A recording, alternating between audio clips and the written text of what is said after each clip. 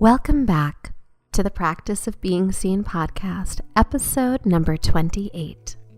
As always, please remember that the information in this podcast is not a substitute for help from a licensed mental health professional. You know, so often here on the Practice of Being Seen, we talk about understanding who you really are and daring to share your truth with the world. We invite seekers, creators, and holders of transformation to join with us in conversation because we believe that stories shape relationships and relationships shape stories. You know me, Rebecca Wong. I'm a relationship therapist and founder of Connectfulness. Today, we're going to take a different spin on the podcast. And that's because we're in the midst of our own transformation. Marisa and I have invited a colleague, Patricia Young, to join us in conversation today to turn the tables around a little and hold space for us here on the Practice of Being Seen as we talk to you about some transformations that are afoot. So it still feels raw and vulnerable for me to put the story of the transformations that we're experiencing out into the world and to share them with you. But I hope that by doing so, we are sharing our process with you and giving you both permission and space to see where pivots and transformations can occur in your process and your relationships as well. To see what serves you and what doesn't, and what you truly do need to make space for, especially as you dive deeper into understanding who you really are and daring to share your truths with the world. Today we have a friend and fellow colleague with us, Patricia Young. She's a licensed clinical social worker in private practice in San Diego. And Patricia's coming on for a different reason today. She's here to help us hold a conversation that we want to dive into with you about some changes that are coming up here at the Practice of Being Seen. Welcome, Patricia. Good morning. Thank you for joining us this early morning in San Diego. Thank you. It's an honor to be here. I feel very, very special being on your podcast, so thank you. We feel really honored that you're here to hold this space with us today. You know, Marisa and I are making a lot of shifts, and we wanted to talk a little bit about those shifts that we're making today and have you help us hold a conversation around those shifts so that our listeners can really feel like they're understanding where we're going and all of those pieces. And we know that we were having a little conversation with you online, and you helped hold space for some really amazing questions that we wanted to make sure that we could bring into this conversation. So let's name that shift before we go any further. Please. And that's going to be that Rebecca's going to be continuing the practice of being seen with her brilliant self. And I am going to be pursuing some different adventures. And we're going to stay connected in so many ways, but not necessarily appearing every Wednesday on your favorite podcast platform together. Some Wednesdays. I'm sure we'll have Marisa back as a guest. I'll turn up. Yeah. I plan on turning up.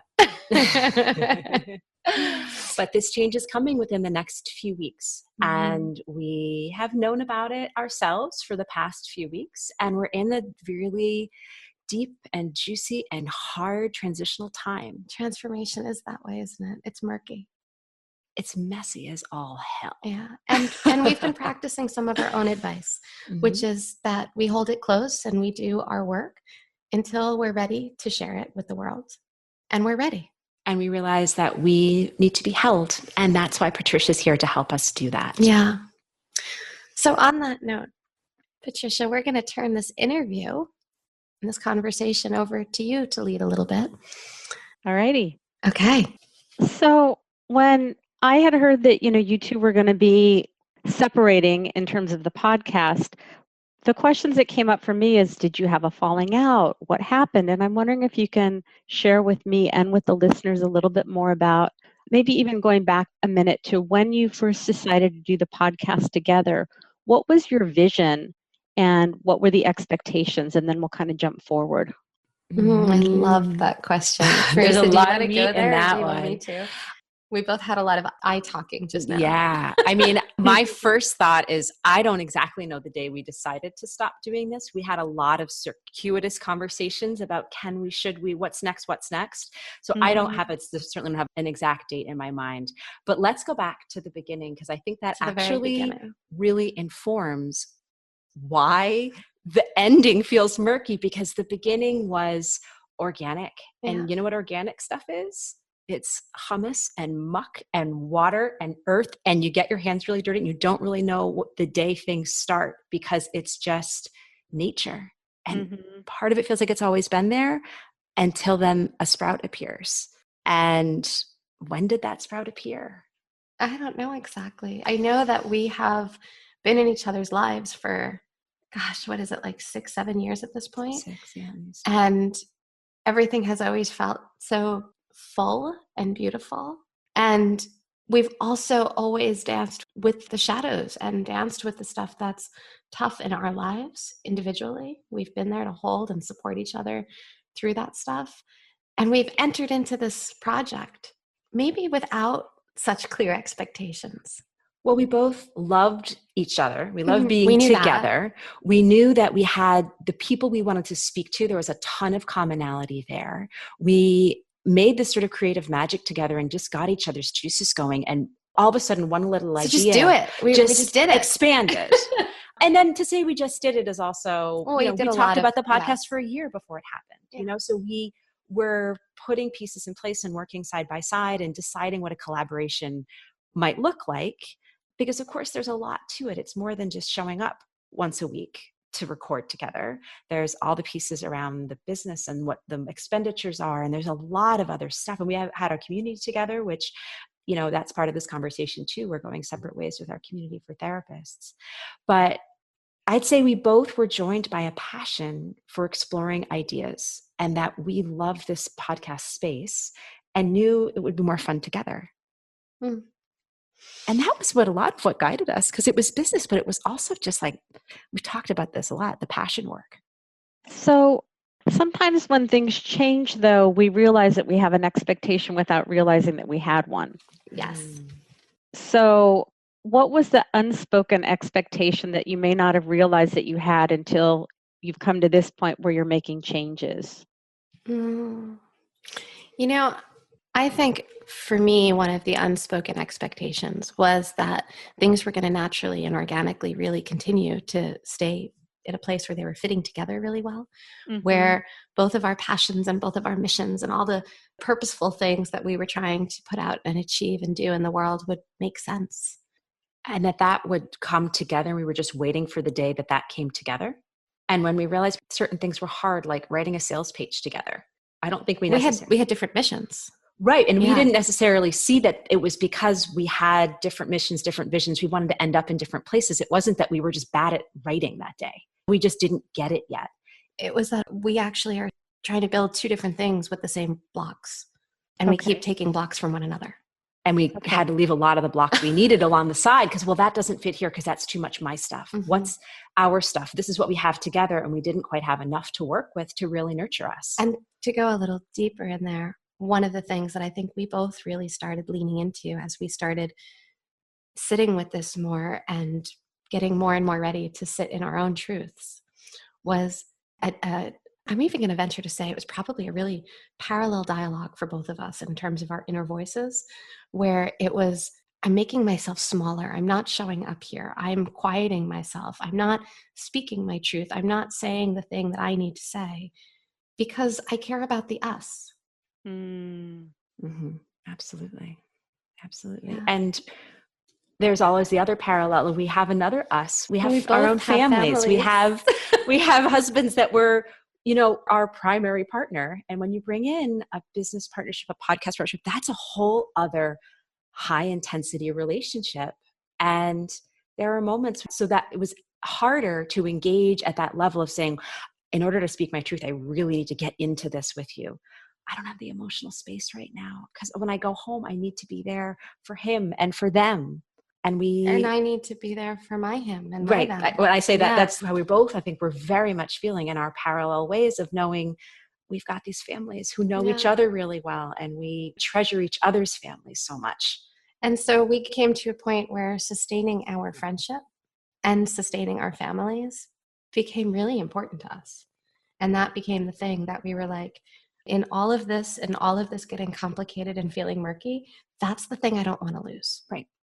So I just want to see if I'm understanding what you're saying, that you have this strong relationship with each other, but then coming into the business together created a third entity. And what you found out over time is that really where you each want to go is different. And in order to navigate that, that takes not only time and energy, but it puts your personal relationship at risk because you're maintaining your family life. You've got this business relationship. And so what you're seeing is that your visions are really different. And in order to preserve the friendship and for each of you to really be fully who you are, it's a more prudent at this point for you to separate so that you really can, do exactly what it is that you feel that you're meant to do. Yeah. Yep. She nailed it. Did I miss anything? I'm hearing you reflect that back to us, and I'm thinking, oh, it sounds so much more clear coming from you than it does from me. But yes, that's so much of it. It's that this friendship that we have is something that we both value so, so much. Mm-hmm. And there's another piece of this too, and how I've been describing it is that I didn't expect this to be a transitional phase. And I don't think you did either. I think we sort of saw this as we had arrived somewhere together and we'd keep journeying. Mm-hmm. And it was that moment of being able to admit to each other, like, this might have just been the thing that held us to get to the next place we need to go. And that was I work with so many couples. Are you okay? I got all the shivers on that one. I work with so many couples who have to make hard realizations in their lives. And I think this was equally hard for us to get to that place where we admitted that this thing that we've been creating, this baby that we've been holding and nurturing together, we take different paths from here. Mm-hmm. Yeah. Well, and it's a loss too, because the two of you went into that, whether the expectations were spoken or unspoken, that you were joining forces to create this podcast to send a message out to the world. And what you're finding now is that that vision is not going to work. And so it's letting go of the dreams that you had, even though you're clear that you have other work to do, there's still a loss there. It's the loss of that dream, the vision, the baby. And so there's some letting go. So much. Mm-hmm. Yeah. And, I, of course, look through everything with the lens of the storyteller to say there's that place in which you say, oh, the story's not over. This was actually just part of that mucky middle that you just get through this and you learn a lot and then you move on to the next place. And there's a way in which, when Rebecca and I were talking things over last week, I just ended up in tears just saying, I'm tired. Mm-hmm. I am so tired. And I wanted this to work as much because I wanted it to keep holding me. Mm-hmm. And then there's that realization that actually there was ways in which it was depleting and exhausting us both because we were forcing ourselves to make it work and we were ignoring that little voice within that said, but this thing over here. And I think Rebecca and I both are at that point of being tired and needing to find a way to still hold each other and hold each other up and no longer be depleting one another accidentally and feeling all the feelings of guilt around saying, like, I don't feel like we're doing it right. Why is it hard? Yeah. It wasn't what we were supposed to be doing. Yeah. Or it was what we were supposed to be doing then. Right. And then once we got the messages, we listened to them without taking too much time, which I'm proud of for us. We realized pretty quickly. Absolutely. And I think too, as women, that connection is so important to us in that sense of relationship. And I think that many times women really will go the extra mile to try and make the relationship work. And it really is a shift, and it's tremendous self-care when we realize that it's not working for us and that we need to renegotiate. Yeah. The renegotiation has been really challenging for both of us. Mm-hmm. And it's been full of so many emotions. Mm-hmm. So tell me about some of that stuff. Yeah. Marisa is a storyteller and a fabulous writing coach. And I have leaned on her in so many ways to help me find my way into crafting my own ability to write.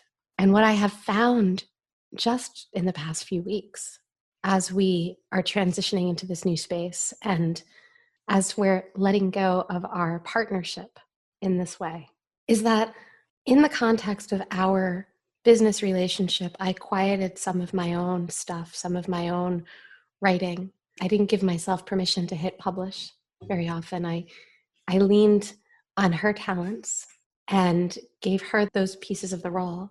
And as a result, there were parts of me that didn't show up like at all. You know, there were things I had written that stayed in files on my computer for 2 years without being published because I was constantly waiting for permission.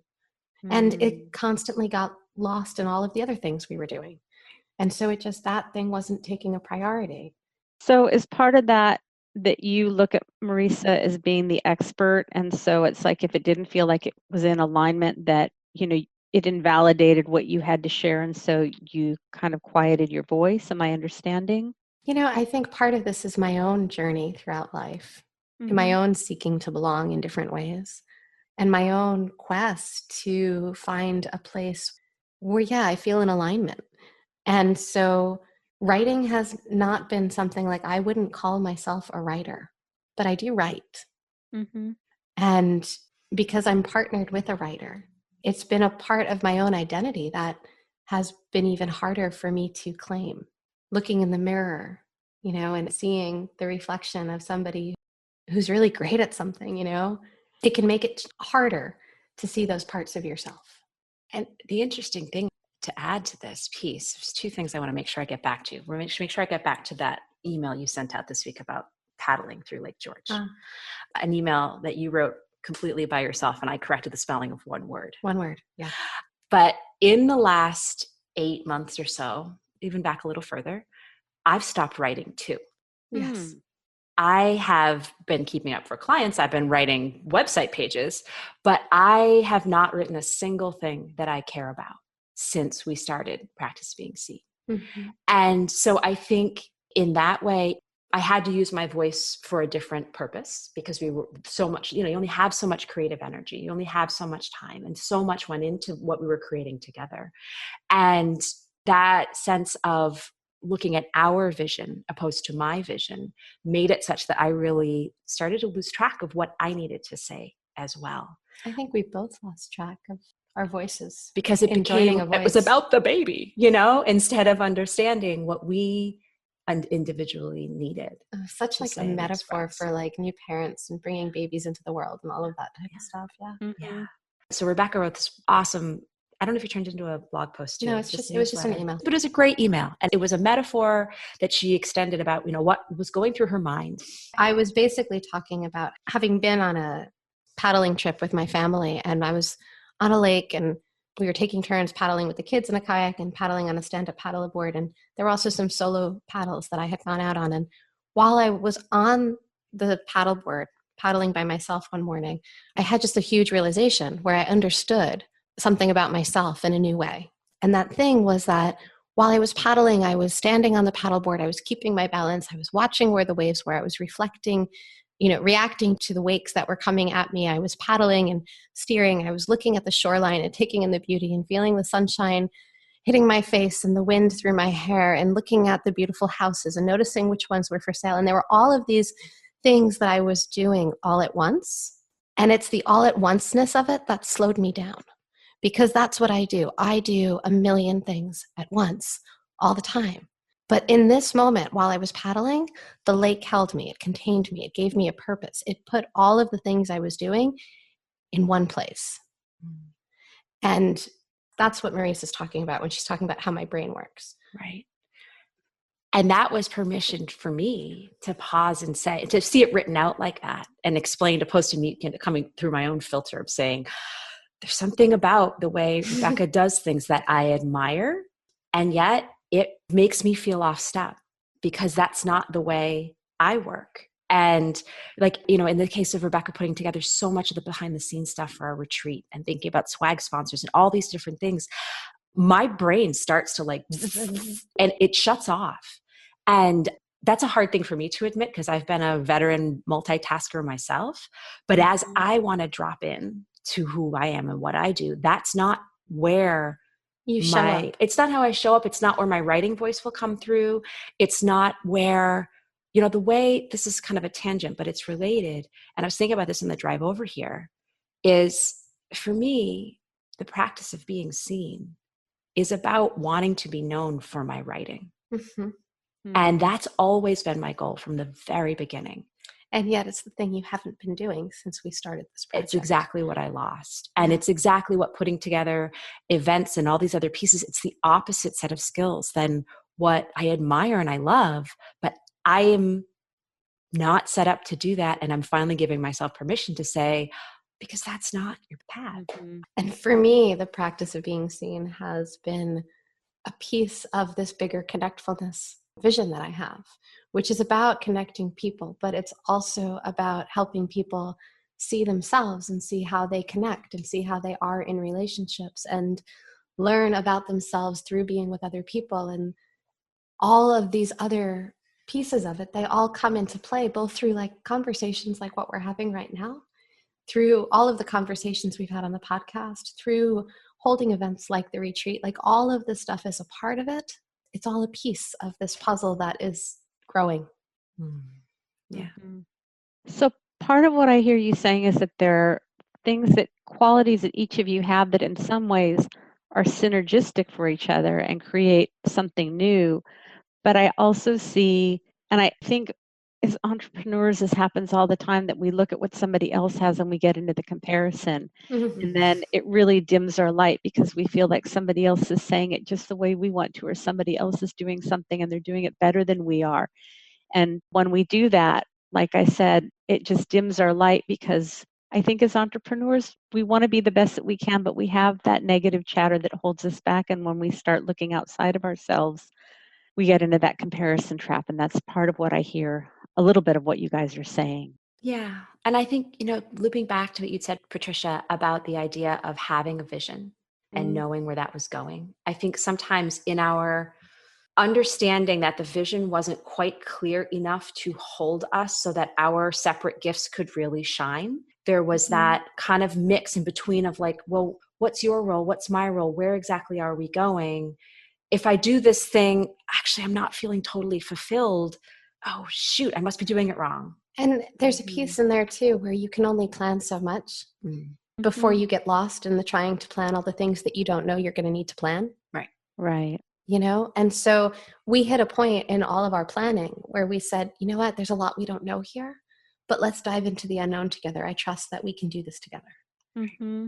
Right. And we are doing it together. Even in this conscious uncoupling, we're doing it together.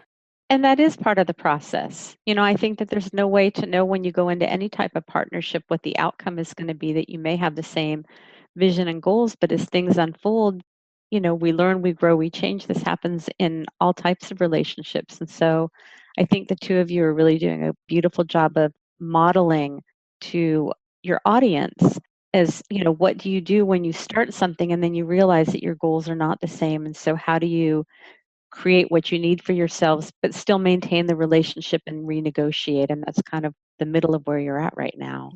Yeah. I think we hit a point where we really noticed we needed to pivot. We both needed to pivot.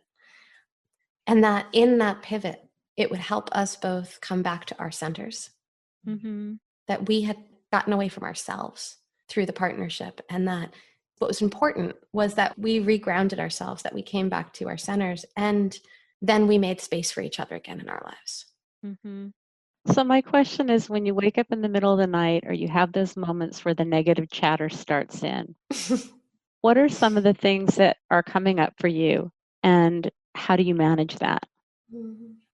A lot of my personal work that I've put to the side or brought in oblique ways is around sovereignty. And that's that idea of, for me, as I understand it, is really standing rooted in your own patch of ground and knowing who you are and what it is you're here to do in this earth, and to be in relationship with others based on that understanding of who you are. I pulled from Celtic myth, and it's a whole world for me. But without diving into all that fully, it's enough to say that when I wake up in the middle of the night, the best part of me says, oh my gosh, this is such a beautiful lesson in how to truly stand sovereign in myself. And the less beautiful part is, oh my God, you idiot. You gave yourself away fully again and lost track of everything. You're such a hypocrite. But where I try to come to in the morning, in the light of the day, is to say, this is an amazing chapter in the book that shows me that I didn't have it all figured out and that it is a risky thing I'm asking for myself, and it's hard and it's a journey. You know, what strikes me as I'm listening to you, Marisa, is that whole model of the hero or the heroine's journey, right? And there's this, you can speak to this way better than I can, but there's this point in the journey where that's the transformational, that's the apex, that's the point where I think we're there. Like we're at that point in this journey right now. And instead of it being a circle, it's actually going to loop into 2 circles. Yeah. It becomes breasts or something. Yeah, that would make sense. Yeah. It's not a pregnant belly anymore. It's breasts. You're the only two. You're the only 2 women that would end up going there.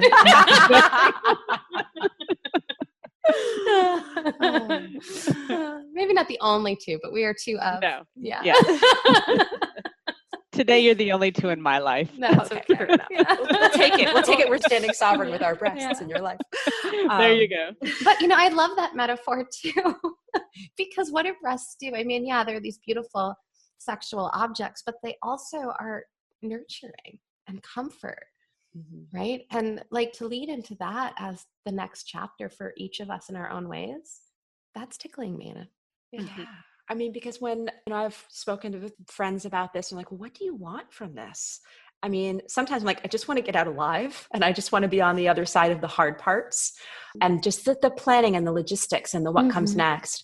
And then it's also like, but how do we continue to be allies and support for one another? Because that's the whole goal in this, is not to say there is a loss, but not for it to be a net loss. It's instead to say we've strengthened this and we can strengthen one another from our own different pools that we're creating. Right. And I think that success really is about, I mean, these are very concrete words, but, you know, it's like if you have a toddler who's learning to walk, that they don't all of a sudden go from, you know, crawling to running, that it means that they get up and they fall down a lot. And I think that we want to be really linear when we look at setting a goal and achieving it. But it's really about the process, and what the 2 of you are talking about is having a vision and then seeing that that wasn't working and renegotiating, and, you know, we wiggle this way, wiggle that way. And instead of seeing it as a failure, it's really helped you to redefine what it is that you want to be doing and where you think your strength is. And so reframing that. And I think that's so important for all of us when we, you know, are heading one direction, we end up somewhere else, instead of being hard on ourselves, to really have compassion and love. And maybe we weren't supposed to be going where we thought we were going. And maybe it gets us somewhere else that's even more rich. Yeah. And then it's not an ending, book slammed shut, door slammed behind you. It's just an ending with a breath, and then a new story starts, because it's just the next chapter. Right. Rebecca, have you had any negative chatter? Is this bringing up anything for you? You know, I have been leaning into a lot of different kind of stories in my own head. One of those things for me is that I don't know if this counts as negative chatter, but it certainly counts as something that I've been sitting with and has been challenging, is that, you know, I have my own histories of important relationships and how some of them have ended in my life. And it hasn't always been something that has felt good to me. And those stories have been showing back up for me throughout this and holding me also as I think about kind of, it feels kind of like Marisa and I have this spiritual contract of some sort, that maybe there's a way to rewrite this story, you know, and that this doesn't have to be like others, that we get to do this in our way and we get to make this into something that serves us both. And so that's really been where I've been meditating on that a lot. I've been holding space for that a lot. I've been getting caught at times in the murky spaces where the 2 of us are trying to explain or get through something and make sense of it. And we're seeing it differently. We're hearing it differently. Our lenses are different, and we miss each other, and we miss each other, and then we miss each other again. And it's the work of how much work it takes to really hear each other, that we don't give up on it, that we stay with it, that we stay the course, but that's also the thing that's been draining us and taking us away from our families. And I think that's a huge piece of why this shift is coming. Sure. So those are the places I go. I don't know if that directly answers what wakes me up in the middle of the night, because the truth is the things that wake me up in the middle of the night are usually my daughter screaming from the other room. Sure. I don't usually get in deep enough asleep these days. Mm. So that's just the truth of it, I think, for me. Yeah. Yeah. And what I'm hearing and what I also believe is that, we all come into life with these wounds from our childhood that is part of this, it's like a lens that we see the world with. Yeah. So when we have change, shift, loss, things that happen, the natural tendency is that those wounds come up again. And what I hear both of you saying is, even though the wounds are coming up, you're really being able to see it differently and change the story around it and use it so that it works for you, as opposed to feeling like it's opening up an old wound and getting stuck in a hurt place. That it's a place, like Marisa, that it's reminding you that you have your sovereignty and you stand on your own, and to pull you back to that place where you get to do what's important and what you value. Yeah, it's being able to go through this together has been quite an amazing journey. Like, even in this unblending that we're going through right now, we're unblending consciously together. It feels nurturing in a new way. It feels kind of like we're putting compost in each other's gardens. Mm-hmm. Yeah. Yeah. And sometimes Another the way to talk compost about the shit is really shitty. Like, because I want to own that too. Like, I don't want is. to make it sound like, and then the angels sang and we looked into each other's eyes. I mean, and it I was did a call it little hard for a compost. second. And then it was okay. Like, no, there's been some moments of like, I'm a hider personally. I just had to disconnect. And that triggers me. And that triggers you. And, I was away with my family, and I had a husband who was a little concerned about how much I was sighing as I was trying to just breathe through and breathe through and realize, like, I don't feel good right now. I don't feel good right now. How do I figure this out? And, I was at the beach. I was at home. I was at my You were ocean. held in that way. I was able, it took me a couple days to just get my feet in and spend enough time with myself to find my sovereignty, to say, like, there's a hard thing. There's a hard relationship. There's a person that I love that I don't know how to talk to right now. Mm-hmm. This is hard. Okay. I'm not going to keep hiding forever. Right now, that's what I'm doing. And we'll come back. And so, because we can say that we're sitting here right now having this conversation, Rebecca and I are in the same room looking into each other's eyes, we're able to say that we've arrived somewhere that says this is nurturing. Mm-hmm. But I just want to make sure that we own the fact that there were meltdowns along the way. There were meltdowns. There were other stories. I mean, you referred, Patricia, to those, childhood stories. There was other things pulled in about, like, is this part of this problem or another problem? There was a lot of confusion about, there wasn't a date and we said, no, we're no longer going to do this together. We're not, maybe we could do it this way. We're not, maybe we could try this, because we weren't ready to say we have to. We danced a lot before we came to this place of realizing, like, we're going to unblend. Before we came to this place, we were trying so hard to make things work. Right. And we were exhausting ourselves in that process. And we were fighting against ourselves in that process, fighting against our own truths, not fighting each other so much. In our heads. In our heads. Yeah. But not in reality. Actually. No. I'm sure we both had the, if only you would, conversations with ourselves, but we never said those things to each other. And then we got to the place where we finally had that conversation that day that we went up to the fair in the car. We had a few conversations that day. And it was like a whole weekend of having conversations. It started on a Friday. I think it ended on a Wednesday. It was like, there was a whole week of conversations. But we weren't done yet then. No, we weren't done. Still wasn't done. But, like, that's where we were finally, like, stepping into, this is the conversation we need to have. Right. And just to remember too, like, this is so much, it's a relationship, it's about the two of us. And I know for me, it was so much that sense of, like, wow, this is our public face. This is what we've put into the world and told many people was a really strong foundation. And what does it look like when it's not there? And so there's a lot of just the unknown and what will they think, which was, ultimately very unhelpful, unless it's thinking about how to love and respect our podcast audience, our practice of being seen community and how to hold that the right way. That's something that requires a lot of grace, and there's no real script for that. Mm. And that was took a lot of mental energy too, about like, well, how do we do this right?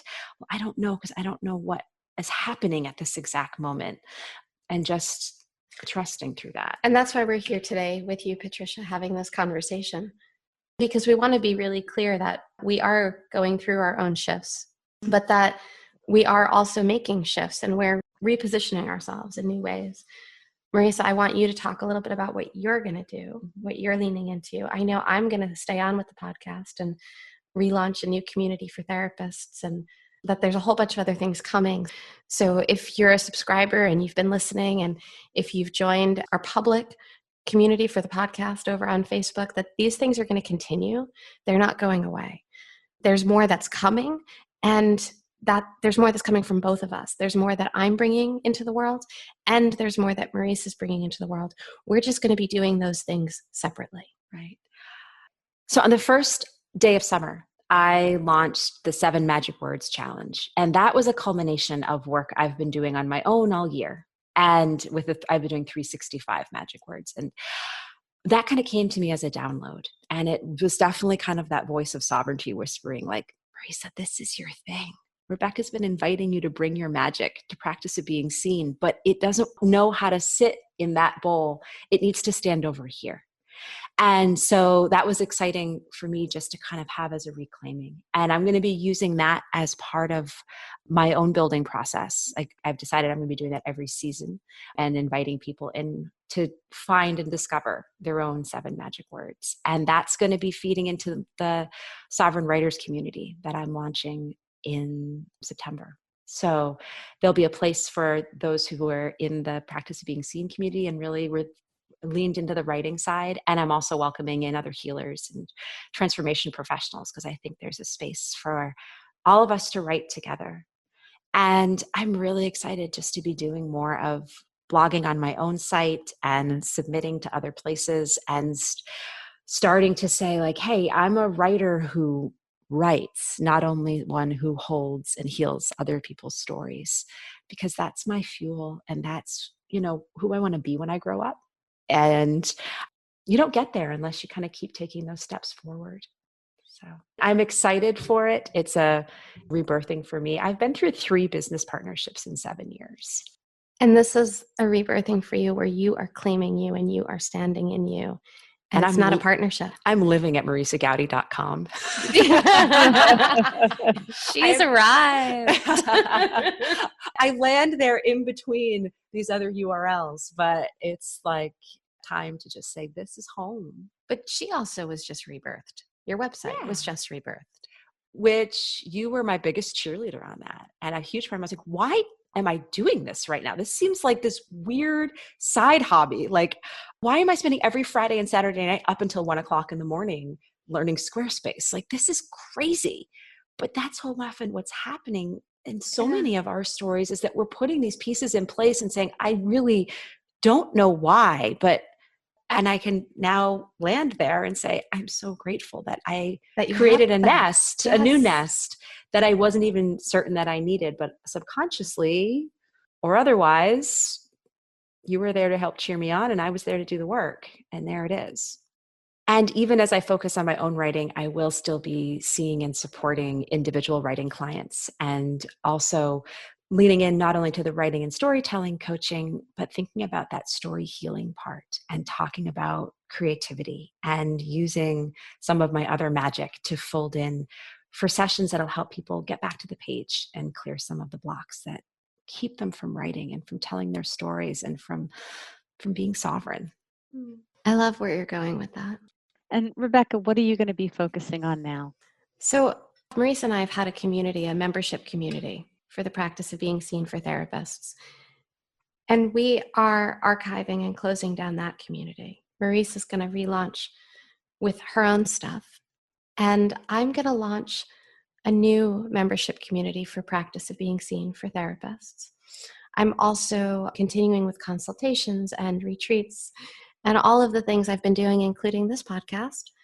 But we're going to be refining it and going even deeper into the stuff that I'm ready to uncover and the stories I'm ready to explore that doesn't always have to merge writing, because now there's a whole new space to hold that, to hold the writing and to hold the explorations, that these two things can really unblend and exist in their own way. Yeah. And then how do you see the two of you continuing to work together or doing any professional things together? Or are you going to totally be separating? Can you talk about that a little bit? Like right now, we want to get back to family barbecues and to go on hikes together and just to enjoy each other for a little while in that way. I think for both of us, Marisa's nodding along, that's a priority.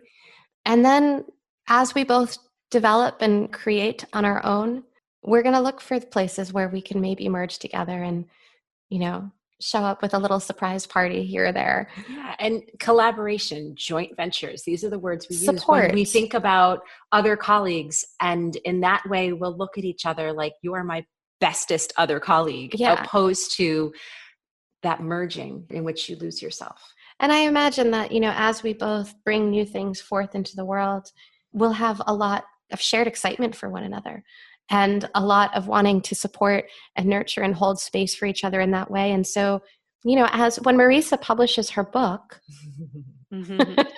right? The one you're writing? Right. Yeah. When she publishes that book, we're certainly going to have her back on the podcast to talk about it. Sure. All right. Now you're really pushing that. I got to push the publication date up a little bit and the actual writing of it, because I'd love to be back. Oh, you're totally allowed. I'm expecting Marisa will be back quite a bit. There's certain interviews that we've already chatted about, possibly having this guest or that guest on. And there was one potential guest we haven't even reached out to who I got really excited about talking to. And then I said, and I couldn't do this conversation without you because myth is so much a part of why we would be having this person on. So I can imagine that for certain conversations, I'm going to be calling Marisa up and saying, you need to be on this podcast with me. You need to be my co-host on this podcast episode. So I don't expect that she's going to be going away. I just expect that we're finding new ways to make our lives fit with all of this. Sure. So for those listeners that are listening before August of 2017, you two have an upcoming retreat. So are you going to be doing that together, or what can people expect? We are doing it together. Yeah. We are so excited about it. And I think one of the things that's so awesome about this retreat, one of the things that I think we're really both excited about, is that this retreat is happening during Mercury retrograde, which is a time of all the things that comes before manifestation. And so we're leaning into like these new launches in September. And this retreat is a space to kind of do all of before the launch work. The heart work, the soul work, the stuff that says, I'm in alignment with this and I'm looking back at how this is a reflection, because Mercury retrograde being the time of we're calling the retreat revision. And it's a time to put yourself in alignment, to make sure of all of the pieces, to integrate.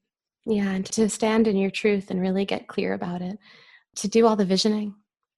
And so how perfect that this is the exact retreat that we're holding kind of as our major celebration of all that we have already created and what we're launching ourselves separately into.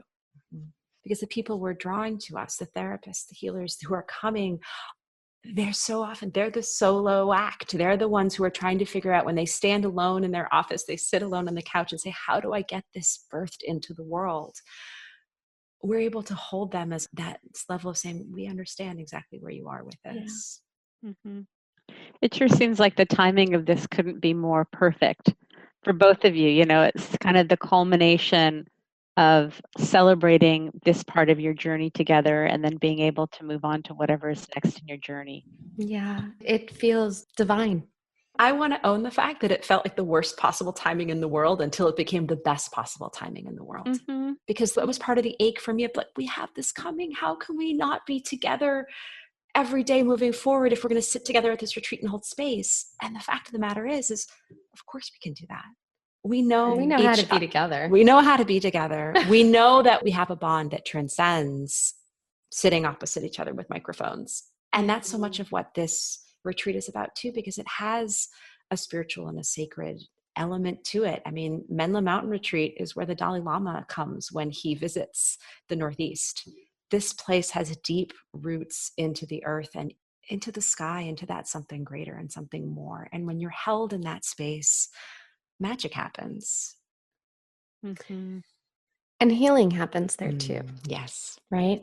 And so, yes, this transition has not been easy for either one of us, just as most transitions aren't easy for pretty much anyone. You know, I'm thinking of even just like how kids grow and how their body aches as they're growing, like, and their mood shifts and how hard it can be just to grow, right?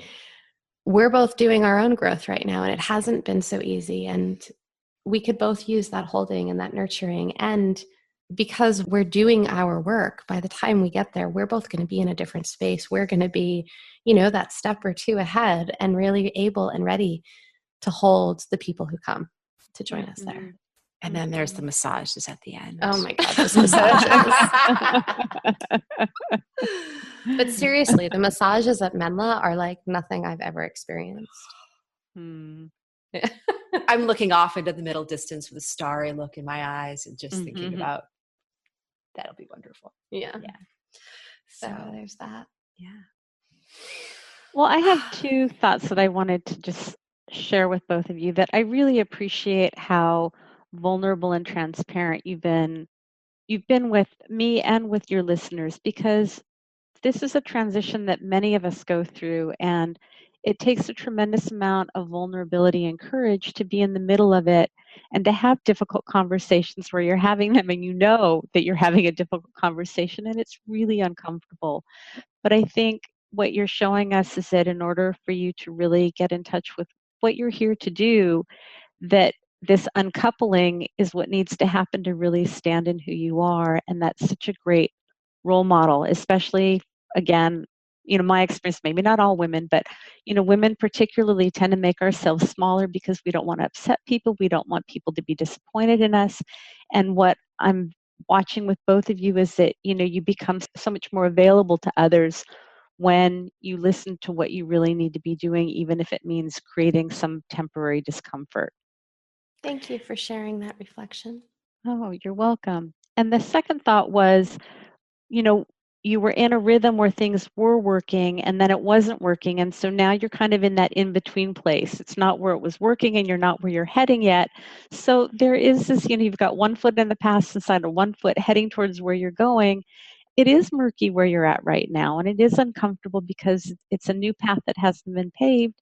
And that's just part of the process too. But the two of you really seem to be able to lean into that and to embrace it and, you know, to be there for yourselves and for each other. And it's really a gift to watch just your process and the love and respect that you have for each other and for yourselves. Thank you, Patricia. Thank you so much. And thank you also for holding the space for this conversation. I think this is such a great way for us to share with our listeners where we're at in this conversation. And without you here holding this, I'm not sure we would have had as much clarity. So I really do want to thank you for your role in this conversation today. Oh, well, thank you. And I hope that you will come back on as a guest so that we can talk more about you and your work this fall. I would love that. Wonderful. Now, I know that you are in the middle of birthing a lot of things yourself. You're birthing a new website, that there's a potential new podcast coming out soon. Can you just let our listeners know how they can keep track of you? Where can they find you? I wish I could tell you. Do you have a URL that will be live? As we were talking, I thought I should have gotten that from my web designer. So no, I don't. You don't have a URL yet, like patriciayoung.com? I think it's patriciayounglcsw.com, but I'm not even sure. Okay. So, Patricia, when you do know your URL, you'll get it to me, and we'll make sure to include that in our show notes so that our listeners can find you and follow you there. That sounds great. It's also so fitting, right? I mean, this is why I'll have you on later as a guest. And it's also why it's so fitting for us to talk about these new beginnings and births with you, because you really do understand what we're in. Oh, yeah. Yeah. 2:00 in the morning, I'll call you up. That's where those questions came from. Thank you again for being with us. Oh, you're very welcome. And as we talked about on the podcast, Marisa and I are still very much looking forward to co-hosting the Revision Retreat for Therapist Healers at Menla Mountain in Phoenicia, New York, up in the Catskills, this August 13th to 16th of 2017. And if you're called to join us, we would love to have you. It promises to be a deep and introspective dive into seeing all the parts of who you really are and helping you integrate them into what you dare to show the world. So please check out practiceofbeingseen.com/events to learn more. And you can use the special discount code SUMMER with a capital S and an exclamation point for an additional $44 off the retreat price. I will be continuing the Practice of Being Seen podcast into the fall. And Marisa and I do have a really amazing group of episodes that we've pre-recorded and that we cannot wait to share with you. You will be hearing those be released over the summer. So stick with us. The show's not over. Oh, and one more thing. We have a Practice of Being Seen Facebook group for our listening audience. Please come over and join us. It's at facebook.com/groups/POBScast, POBScast. We would love to have you dive into conversation with us there. The group is just forming, and we can't wait to see what we all make it into together. Come join us, and take care. See you next week. For more great content, please continue to check out practiceofbeingseen.com and help us to spread the word by subscribing, rating, and reviewing the podcast. Music is written and performed by Christopher Ferris and produced at Kidney Stone Studio.